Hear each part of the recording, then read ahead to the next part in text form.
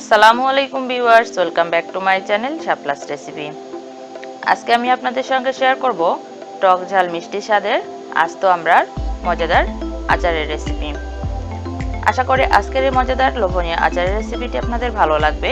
ভালো লাগলে প্লিজ আমার চ্যানেলটি সাবস্ক্রাইব করবেন এবং সাবস্ক্রাইব করার পরে পাশে থাকা বেল আইকনটি প্রেস করতে ভুলবেন না। এতে করে যখনই আমি নতুন ভিডিও আপলোড করব সঙ্গে সঙ্গে পৌঁছে যাবে আপনার কাছে।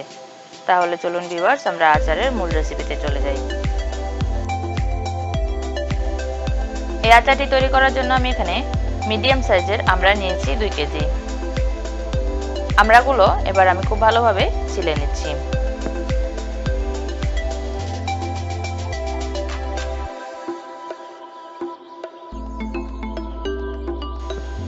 প্রথমে একটি আমড়া নিয়ে 2 পাশটা কেটে নিচ্ছি। এরপর আমড়াটাকে খুব ভালোভাবে পাতলা করে ছিলে নিচ্ছি।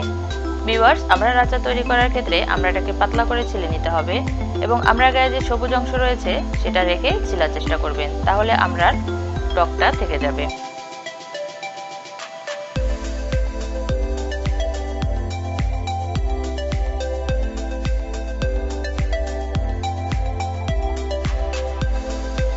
সম্পূর্ণ আমড়াটা খুব ভালোভাবে ছিলে নেওয়া হয়ে গেলে এবার আমড়াগুলোকে আমি মাঝে মাঝে একটু চাকু দিয়ে কেটে নিচ্ছি। এতে করে আমড়ার ভিতরে সব মশলাগুলো খুব ভালোভাবে ঢুকবে এবং আমড়াটা খুব ভালোভাবে সেদ্ধ হবে।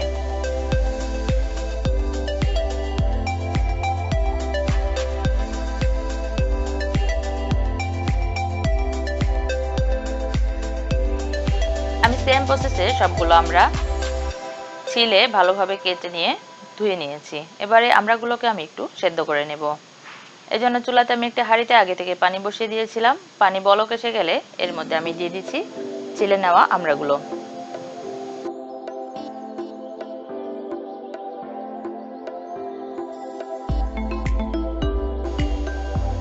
এবার আমি আমড়াগুলোর মধ্যে অ্যাড করে দিচ্ছি 1 টেবিল স্পুন লবণ আর দিয়ে দিচ্ছি 1/2 টেবিল স্পুন হলুদের গুঁড়া। এবার এটাকে নাড়াচাড়া করে একটি ঢাকনা দিয়ে ঢেকে দিচ্ছি 10 মিনিটের জন্য।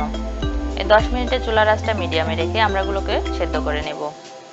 আর এই 10 মিনিটের মাঝে একবার ঢাকনাটা খুলে আমি আমড়াগুলোকে নাড়াচাড়া করে দেব।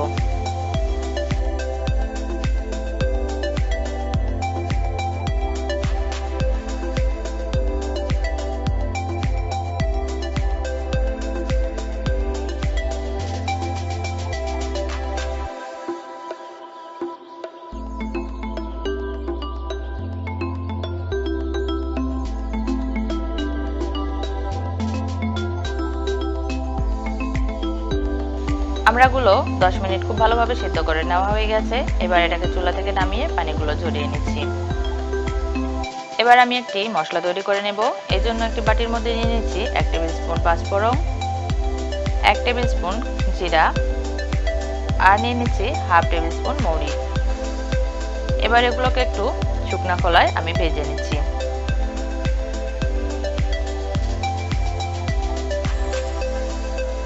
2 থেকে 3 মিনিট খুব ভালোভাবে ভেজে নিতে হবে। এটা থেকে যখন খুব সুন্দর একটি স্মেল বের হবে তখন এটাকে চুলা থেকে নামিয়ে এটাকে গুঁড়া করে নিতে হবে।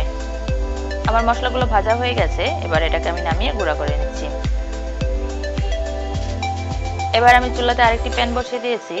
এর মধ্যে আমি দিয়ে দিচ্ছি 1 কাপ সরিষার তেল আর দিয়ে দিচ্ছি 4টা গোটা শুকনো মরিচ আর দিয়ে দিচ্ছি 1/4 কাপ রসুনগুলোকে আমি হালকা একটু থেতো করে নিয়েছি। এবার তেলের মধ্যে সবকিছুকে 3-4 মিনিট খুব ভালোভাবে ভেজে নিচ্ছি। এটা যখন খুব সুন্দর একটা স্মেল বের হবে তখন এর মধ্যে আমড়াগুলোকে দিয়ে দিতে হবে।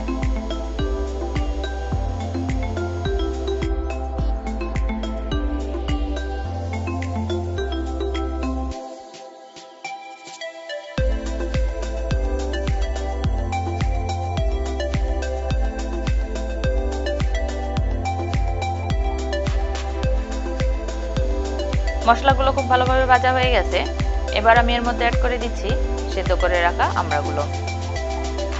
আমড়াগুলো দিয়ে খুব ভালোভাবে একটু নাড়াচাড়া করে মিশিয়ে নিচ্ছি। এবার আমি এখানে দিয়ে দিচ্ছি 1/2 টেবিল স্পুন লবণ। যেহেতু আমি সেদ্ধ করার সময় লবণ দিয়েছি এর জন্য এখানে পরিমাণে লবণটা কম দিতে হবে। দিয়ে দিচ্ছি 2 কাপ চিনি। 2 কেজি আমড়ার জন্য 2 কাপ চিনি পারফেক্ট। এবার চিনি এবং আমড়াগুলোকে খুব ভালোভাবে নাড়াচাড়া করে মিশিয়ে নিচ্ছি।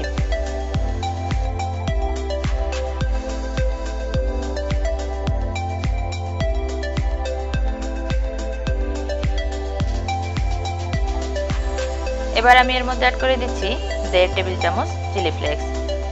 শুকনা মরিচকে হালকা একটু ভেজে নিয়ে এটাকে আধা ভাঙা করে গুঁড়ো করে নিলে চিলি ফ্লেক্স তৈরি হয়ে যায়।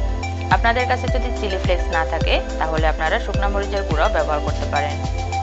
এবার এটাকে নাড়াচাড়া করে ঢাকনা দিয়ে ঢেকে আমি 5 মিনিট রান্না করে নেব।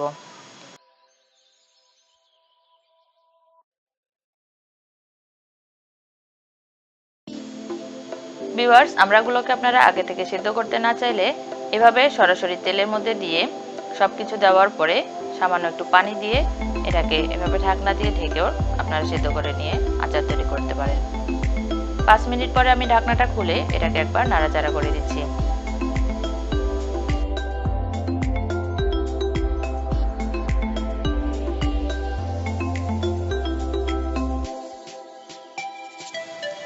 ভিউয়ার্স, চুলার আঁচটাকে মিডিয়ামে রেখে আচারটাকে খুব ভালোভাবে নাড়াচাড়া করে পানিটা শুকিয়ে নিতে হবে। এবার আমি এর মধ্যে অ্যাড করে দিলাম সে আগে থেকে ভেজে রাখা মশলার গুঁড়ো 2 টেবিল চামচ। এবার সবকিছুকে খুব ভালোভাবে মিশিয়ে নিয়ে আচারটাকে খুব ভালোভাবে নাড়াচাড়া করে পানিটাকে শুকিয়ে নিচ্ছি। ভিউয়ার্স, 15 থেকে 20 মিনিট পরে আমার আচারগুলো এই অবস্থায় এসেছে। এবার আমি এর মধ্যে অ্যাড করে দিচ্ছি 1/4 কাপ হোয়াইট ভিনেগার। এই হোয়াইট ভিনেগার দেওয়ার কারণে আচারটা দীর্ঘদিন পর্যন্ত ভালো থাকবে। এবার এটাকে আরও কিছুক্ষণ রান্না করে আমি চুলা থেকে নামিয়ে নিচ্ছি। আমি চুলাটাকে বন্ধ করে দিয়েছি। এবার আচারগুলোকে আমি সার্ভ করে নিচ্ছি। ভিউয়ার্স, আচারগুলো দেখে নিশ্চয়ই বুঝতেই পারছেন এটা কতটা টেস্টি হয়েছে আর কতটা লোভনীয় হয়েছে। এই আচারগুলোকে আপনারা একটা এয়ারটাইট কন্টেনারে করে ফ্রিজে সংরক্ষণ করতে পারেন 1 বছর পর্যন্ত। আর যদি ফ্রিজের বাইরে সংরক্ষণ করতে চান সেক্ষেত্রে আপনারা 3 থেকে 4 মাস সংরক্ষণ করতে পারবেন। আশা করি আজকের এই মজাদার আচারের রেসিপিটি আপনাদের ভালো লেগেছে। ভালো লাগলে ভিডিওটিতে অবশ্যই একটি লাইক দিবেন, কমেন্টস করবেন, শেয়ার করবেন এবং আমার চ্যানেলে এরকম নতুন নতুন ভিডিওর আপডেট পেতে আমার চ্যানেলটি প্লিজ সাবস্ক্রাইব করবেন। আজ এ পর্যন্ত, সবাই ভালো থাকবেন। আল্লাহ হাফেজ।